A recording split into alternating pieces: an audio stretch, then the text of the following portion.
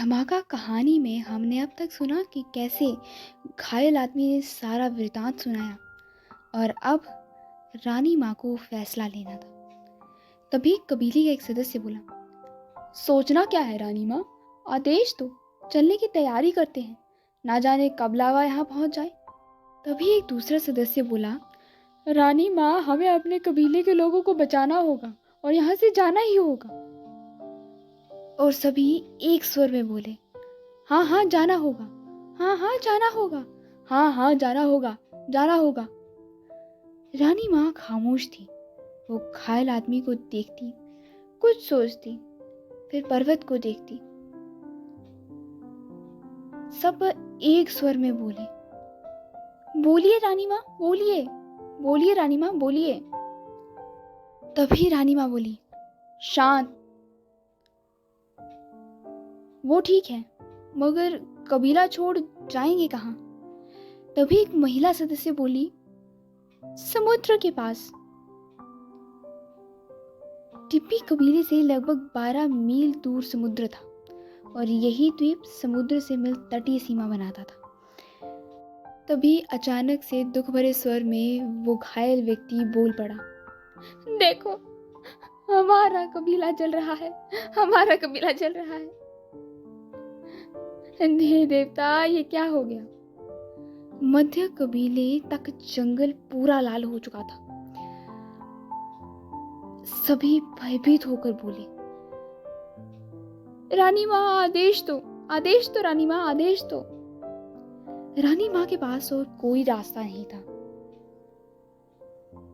तभी रानी माँ कहती हैं, ठीक है, करो तैयारी, मगर जल्दी। सभी जाने की तैयारी करने लगे। रानी माँ ने उसी समय कबीले के खास लोगों के साथ बैठक की। ये कबीला जैसे कि महिला प्रधान था, तो ज्यादा बैठक में महिलाएं थी, पुरुष भी थे मगर अनुपात में कम। जल्दी ही सब तैयार थे और यात्रा शुरू हो गई। घायल आदमी को भी वो साथ ले जा रहे थे। उसके घाव पर प्रस्थान से पूर्व फिर से जड़ी बूटी लगाई गई। कबीला समुद्र की ओर यात्रा आरंभ कर चुका था।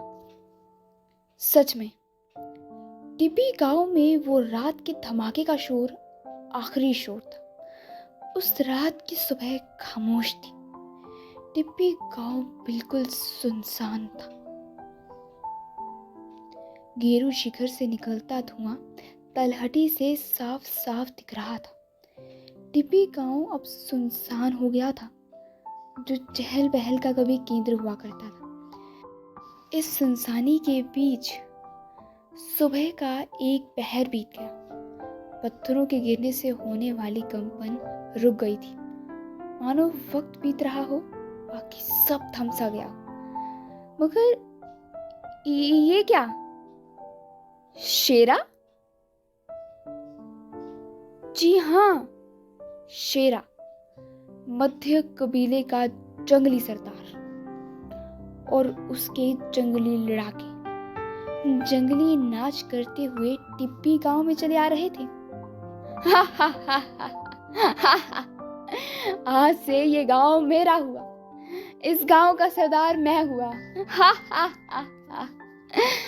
सभी जंगली नाच करने लगे। शेरा रानी माँ के सिंहासन पर अकड़ कर बैठ गया और बोला, औरत कहाँ अच्छी लगती है सिंहासन पर? मेरा है ये सिंहासन, मेरा। वाह सरदार, वाह, सरदारों के सरदार, मुबारक हो, मुबारक हो, आपकी योजना सफल हुई। शेरा का वफादार और खास मोगा बोला, सरदार शेरा की जय हो, सरदार शेरा की जय हो।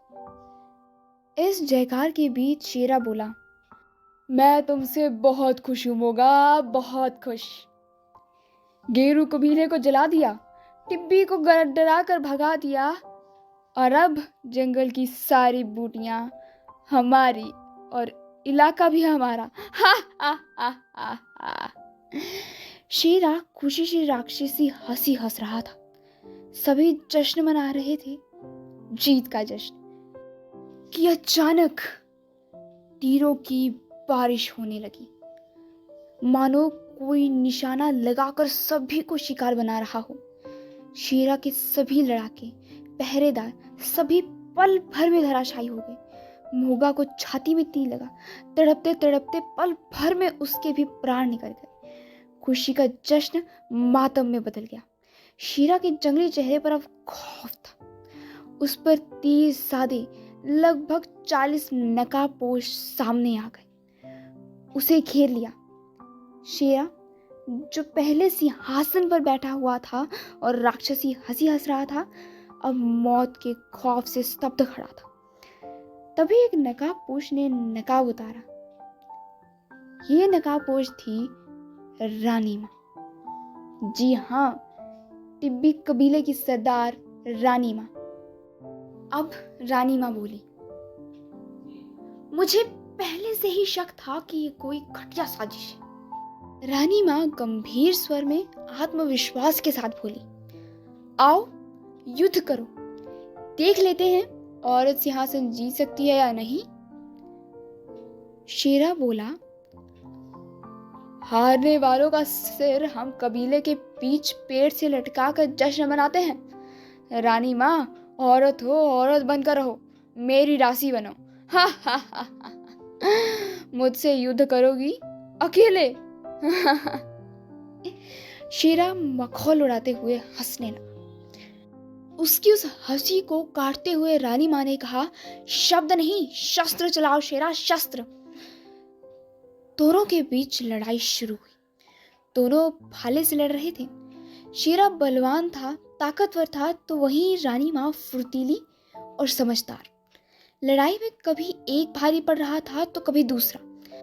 काफी देर बाद अचानक शेरा ने रानी के भाले में उसका भाला यूं फंसाया कि खींचते ही रानी का भाला हाथ से छूटकर दूर जा गिरा। रानी अब निहत्थी थी और शेरा की आंखों में गुरूर।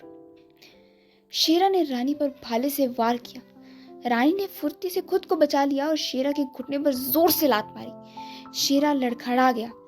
शेरा जब तक संभलता तब तक फुर्तीली रानी ने उसे और जख्मी कर दिया और अंत में शेरा को हरा दिया। सभी नकाबपोश, जिसमें ज्यादातर महिलाएं थी, नाचने लगी। रानी माँ की जय, रानी माँ की जय कहने लगे। थोड़ी देर में कबीले के बाकी लोग जो समुद्र की ओर चल दिए थे, उन्हें संदेश पहुंचाया गया। रात तक सब वापस आ गए। रानी को फिर सिंहासन पर सम्मान से बिठाया गया। सभी साथ बैठे। तभी एक सदस्य बोला, मगर हमें भी तो बताइए रानी माँ, आपने ये कैसे जाना कि शेरा की चाल है ये? तो रानी माँ कहती हैं, जब मैं छोटी थी तो दादाजी ने ज्वालामुखी के बारे में बताया था। उनकी दी जानकारी यहाँ मेल नहीं खा रही थी। ना तो वातावरण अचानक गर्म हुआ, ना तो लावा अचानक नीचे तरल की तरह बहता दिखा। पत्थर कहाँ से गिर रहे थे? मध्य कबीला इतना जंगली है, भागा क्यों नहीं? फिर एक ही नीचे कैसे पहुंचा? और उसका बोलना अभिनय अधिक लग रहा था। बस यही सब शक का कारण बना। और बैठक में हमने बच्चों, बूढ़ों और लगभग सबको सुरक्षा के साथ दूर भेजने का निर्णय लिया और रानी की पालकी में किसी और को बैठाया, ताकि आप सब सुरक्षित रहें, और खुद जाबाज सिपाहियों के साथ सच का पता लगाने का सोचा। सुबह का उजाला बता रहा था कि गेरू शिखर जलकर राख हो चुका है, मगर ज्वालामुखी कहीं नहीं दिखा।